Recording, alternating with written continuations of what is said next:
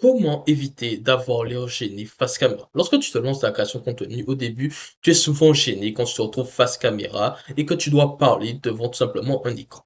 Eh ben, ne t'en fais pas, je vais te donner les astuces qui vont te permettre de t'améliorer, des astuces que n'importe qui peut mettre en place et que n'importe qui peut développer et améliorer au fil du temps. Tout d'abord, c'est ta posture. Ça, c'est la première chose. Si tu te retrouves les épaules courbées, tu te mets à bouger à droite, à gauche, comme ça tes mains, tout de suite, ton audience sent que tu es gêné. Il faut que tu adoptes une posture beaucoup plus confiante. Tu relâches tes épaules, tu poses tes mains soit sur la table, soit sur tes jambes. Comme ça t'évitera d'avoir des mouvements parasites, aller bouger à droite, à gauche, exactement comme ce que je suis en train de faire. Tu les poses sur la table, tu les poses sur tes genoux, ou alors si tu es debout, tu les mets dans tes poches. Ça t'évitera toujours d'avoir ces mouvements parasites qui viendront déconcentrer ton audience ainsi que toi. La deuxième chose, c'est simplement le rythme de tes paroles. Il faut que tu trouves le rythme, le juste milieu, entre parler vite et parler lentement. Parce que si tu parles trop lentement, les gens penseront tout simplement que tu réfléchis à ce que tu vas dire par la suite. Et si tu parles trop vite, les gens penseront que tu as juste envie de finir et que tu ne maîtrises pas ton sujet.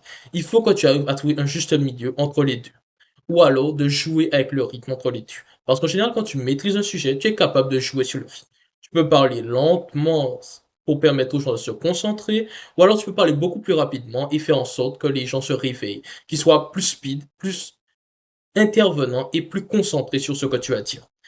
Mais pour ça, ça demande du temps. Il s'agit, encore une fois, d'entraînement. La troisième astuce, pardon, c'est tout simplement de parler face caméra, mais seul, de ne pas publier ta vidéo, de tout simplement rester face caméra et de te regarder ton nez.